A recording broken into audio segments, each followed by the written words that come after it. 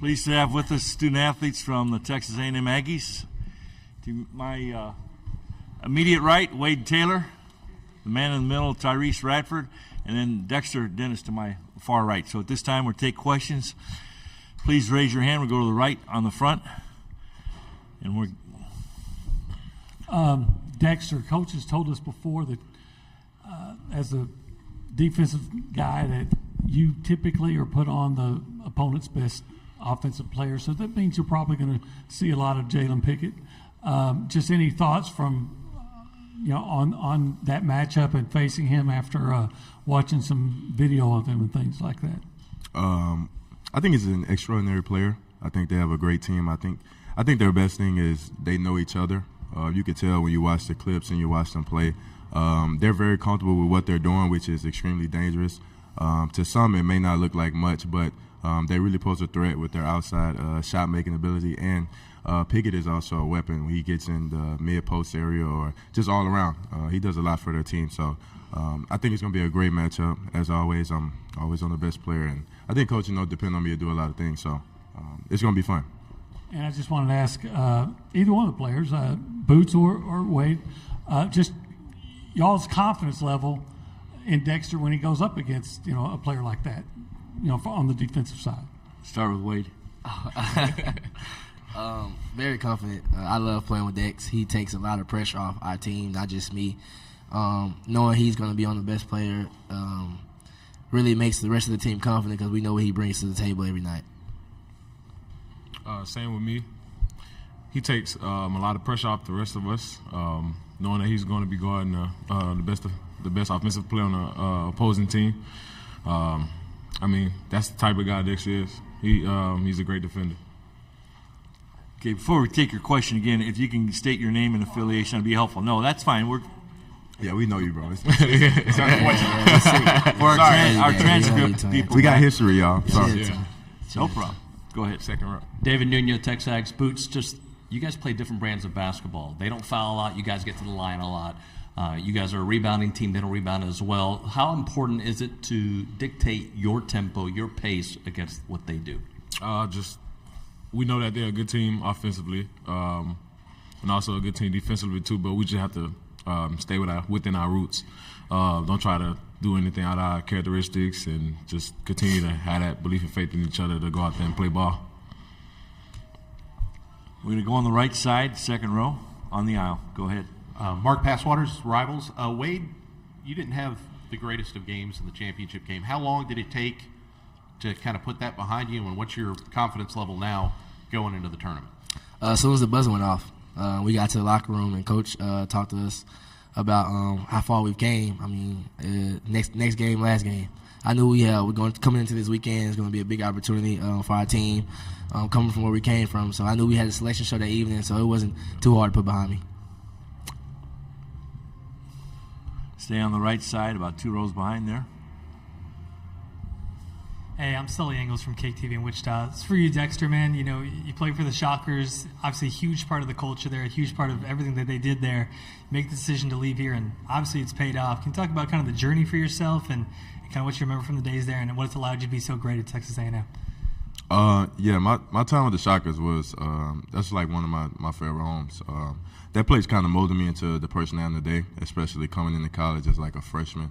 And I think as a transfer, it's kind of you never know what's really going to happen when you transfer schools. The portal thing, it's like it's a new thing, it's a new area. A lot of things are being discussed, NIL, playing time, etc. So just coming over here, man, being able to blend that with this guy has been an amazing journey.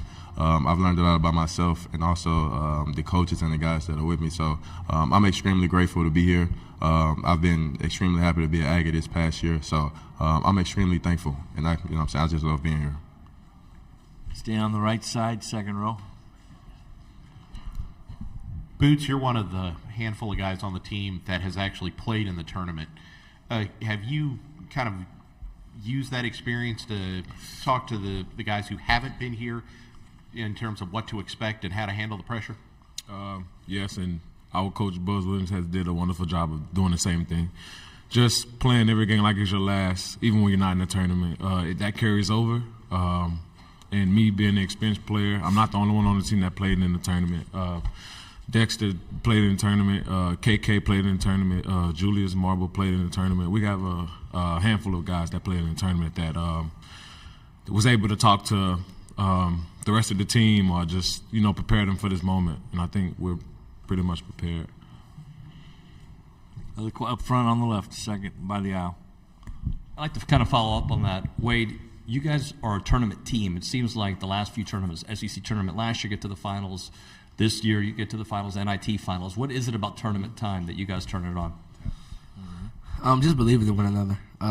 Going about it all season, though, not just when it's time to play in a tournament, just building it up from when we started in August. And we know when the tournament comes, it's time to lay everything on the line because it's when to go home. We just try to take every possession and every opportunity we have to just try to go 1-0 in that moment. We don't want to look too far ahead because we know that moment can impact it. Questions? Boom. Okay, we'll go back to the second row here. On the left. Olin Buchanan, Texags. Wade, Howdy. on Sunday night, y'all said that the number 7 seed, no reaction at all to it. And I just wonder since then if y'all thought anything more about it and if it is something that y'all use to as just an additional motivation, if that's needed at all. No, it's not needed at all. I was talking to them earlier, man, we're just happy to be here. It's a blessing to be here from where we started and where we are now. This is my first time, so I'm super excited. But just hearing our name get called, that's more than enough for what this team has been through. We're just here to show what we can do. Any other questions? Still have a couple minutes left with our student athletes. Mallory, anything in the Zoom world? Nothing? Okay. Well, we're going to let you guys off the hook. Best Thank you, of luck Mike. tomorrow. Thank you, Mike. Christmas Thank you. came early. Thanks, guys. Yes, Lord. Nice to meet y'all, by the way. You know what I'm saying? You too, man. Haven't seen you in a couple days. My man, thank you. Yeah, that was good, baby. That was great.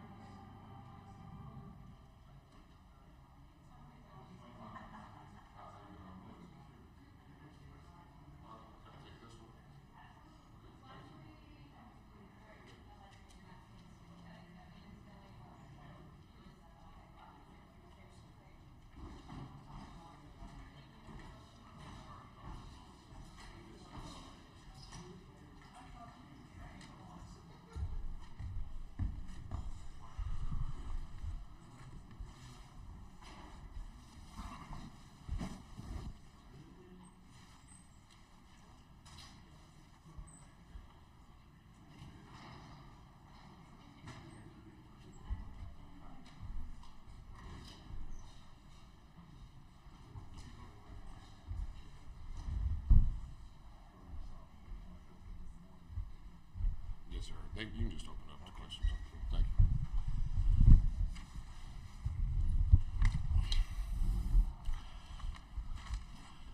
you. At this time, we'd like to welcome head coach Buzz Williams from Texas A&M Aggies, number 7 seed in the Midwest region.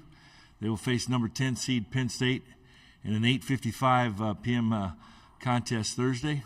Welcome to Des Moines, Coach. At this time, we'll take questions. Raise your hand. Left side, third row. Olin Buchanan, Texags. Buzz, you've told us before that you typically put Dexter as your top defender on the opponent's best offensive player. I would ask, what is it that makes you have so much confidence in Dexter in those matchups, and just if you'll also comment on the matchup then and what you do to try to contain Pickett to whatever degree you can. Well, we want to be careful what we say publicly about the game and our strategy. Coach is an incredible coach. Spent a lot of time in the NBA, has had a fast rise in college.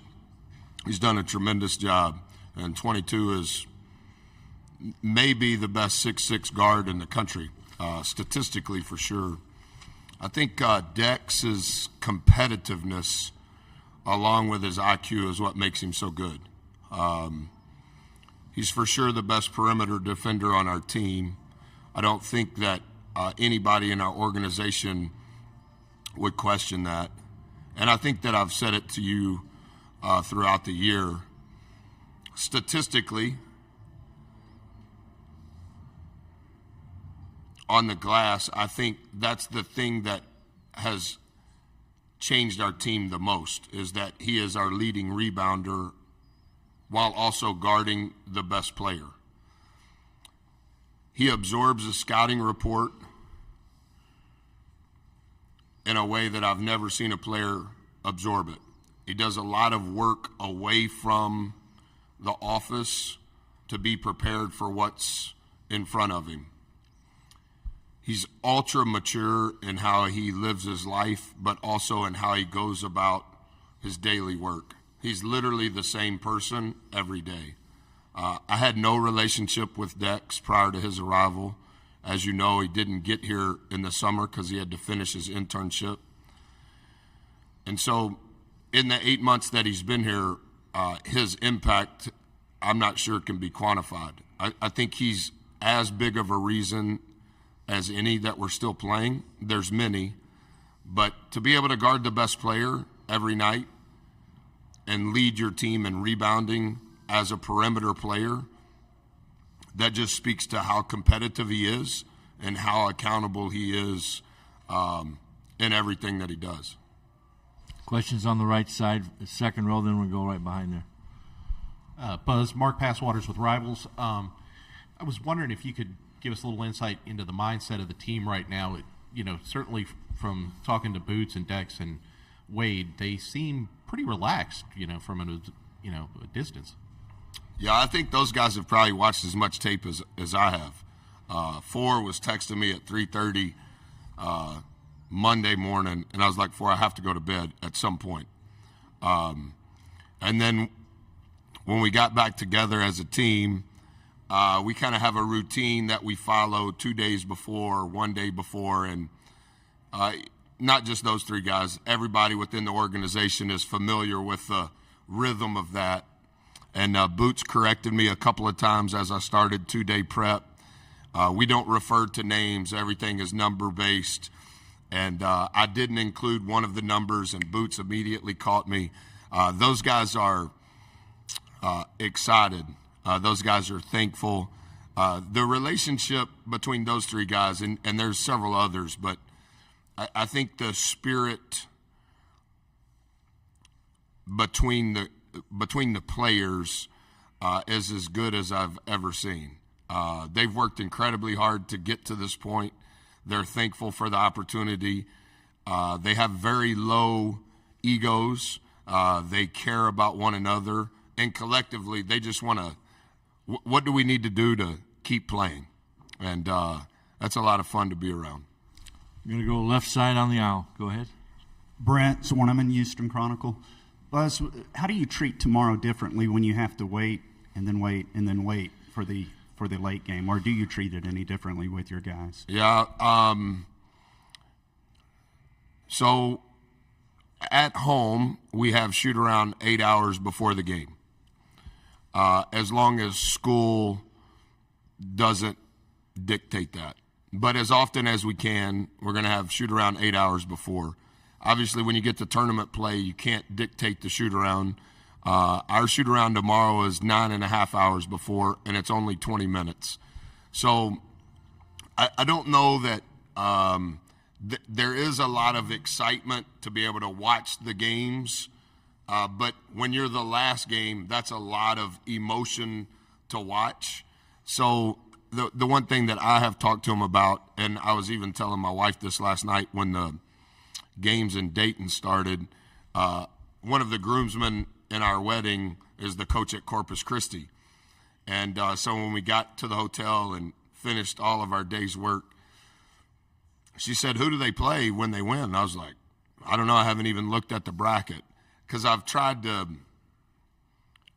stay in my routine. Like, thankful we're playing, understand the stage, completely aware of the platform. But I think a part of our success, Brent, is just stay in such a narrow lane that you almost become unaware of other things. And so that's one of the things that I've mentioned to our guys is it's okay to be happy and excited and knowing what's happening. But we have to still have the maturity to stay locked in. If it was anything other than the NCAA tournament, I would probably try to create some distraction. But I don't think that we have to do much different than what we've always done. It'll just end up being a longer nap time. That's what we call it. Like when we finish praying at the very end of shoot around, guys, hurry up and leave. We got to get to nap time. And so they're making fun of me because I don't ever sleep. But I guess we'll get a longer nap tomorrow with it. What time's it supposed to start? So it'll be 9:22 when it starts. Question up front. Hey, Coach. Two totally unrelated questions. First, where is Manny and kind of in progression and getting himself back? And second, is there a memory from when before you were a coach that you remember about an NCAA tournament that you kind of fell in love with the tournament? Yeah, Mo's done really good. And Mo's helped us. And I think the way that Mo has helped us is he's not tried to have this grand entrance like, hey, I'm Mo and I'm back. I was telling him as he was sitting out, I know this is not fun, and I know you don't want to hear me say this. This is actually going to be good for you. Because I don't think that there's a better roommate for you to have on the road than Dexter. And I don't think that there's a better example for you to sit on the side and watch than Dexter. His maturity, his approach, his consistency, his impact on the game without having the ball in his hands, all of those things that you're watching and all of those things you're hearing, you're learning it in a different way because you can't be out there. I think his self-awareness is better than it has ever been. There's been a couple of times when we were in Nashville, Travis, when I took him out because I knew what I just called he didn't know. That's not really for any other reason than he just missed 8.5 weeks of the season. But I think he has helped us. And I think that it also changes the complexion of our team just a little bit in a positive way. But I think as it relates to his career, nobody ever wants to get hurt. Nobody ever wants to break a bone. But I do think that the wisdom that has been acquired will be good for him long term. Where I grew up, we didn't have cable TV. You couldn't get it on the red dirt road that I grew up on. So CBS, NBC, ABC, and then there was a local station, KTVT. It was Channel 11. We got 4 stations. And I remember all of it. Got time for 2 more questions on the right side. Back row. way in the back, Ben Jones, StateCollege.com. Most of the guys that Penn State's leaning on are products of the portal. You guys obviously had success in the portal as well. For a program like Penn State that maybe has had less success in the tournament, less success getting to the tournament, has had to rely on more cyclical things. As someone who's been around for a while, how do you think the portal changes the algorithm for sustainability of success? Whew, boy, I like your question. Coach has done a phenomenal job. We've played Penn State twice in my career as a head coach. James Franklin is one of my heroes. I do think the portal has changed the model of college athletics. Every coach has a different thought process. And also, when you take a job, to some degree, it dictates what you have to do. And the portal is just another avenue now available. They're the oldest team in the country with multiple portal guys. But when he took over for Coach Chambers, not sure that there was another option that made them better / more competitive quicker. And obviously, offensively, what he does is very complex. And I think he's taken the skill of those that have only been to one school and those that have been to multiple schools and done an extraordinary job teaching and coaching how they want to play. And the more I watch, and with each passing day, I kind of have more confidence in understanding what they're trying to accomplish. As much as there are so many layers to what they do offensively, I think what they do defensively is very sound as well. And I know that he's an offensive genius, and he's deserving of all of that credit. But I think a portion prior to him being the OC at Purdue, I think he spent most of his time in the NBA as a defensive guy. And you can kind of tell in here's what they're doing on offense, but you can't take away how sound they are defensively. And I was telling our team, like green is really good and red is really bad, and yellow is somewhere in between. Their team is distinct green or red. There is no yellow. And it's because they're very committed to what they're doing. They're not turning the ball over. The third least turnover rate in the country. Half of their balls are going to be shot from three. And they're going to shoot more and make more than any team in the country. They're not trying to get fouled because they're not going to the charge circle. They're not going to offensive rebound because they're not going to give up any points in transition. Like, they're very distinct. And I think you can do that. The more mature your players are to understand we're going to be great at this. This is our strength. This is our weakness. And we're not even trying to make it yellow. It can stay red, but the green is going to become neon green because we're going to do it so often. And I think that however you build your program, the more mature guys you have, the better. Take the final question on the right side on the aisle. Go ahead. Tyler Shaw with KBTX. Buzz, going to Pickett and their backcourt, how exciting of a matchup is it when you look at what you have with Wade and Boots going up, against that in the backcourt? This is what I would say on that, not to dismiss the question. I actually think that that's how Penn State has beat teams. When you begin to think that it's this player versus 22. 22 is going to beat you every time.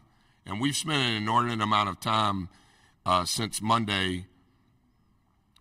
If you give all of your attention to 22, he's going to be the decision maker that beats you. And you have to be really careful in how we play defense. It's not going to be about a player. We're going to be aware of that player, but Those other players are why they've won 8 out of their last 10. 22's making the decision, but it's not like 22 scoring 40 points a game. But he is, the coach and 22 are putting those other players in positions that when you make a decision, they're making a decision. And that decision, that second decision, is what has led to their success since Valentine's Day. So do I like our team? Sure. Do I like our perimeter guys? My whole life I like guards. And I think our group has done pretty well. And you could argue that that's why we're still playing. But to zero in and go, it's 22, 22's the decision maker, but those other guys will beat you if you act like the whole thing revolves around 22. Thank you very much, Coach. Thank Best you. of luck tomorrow.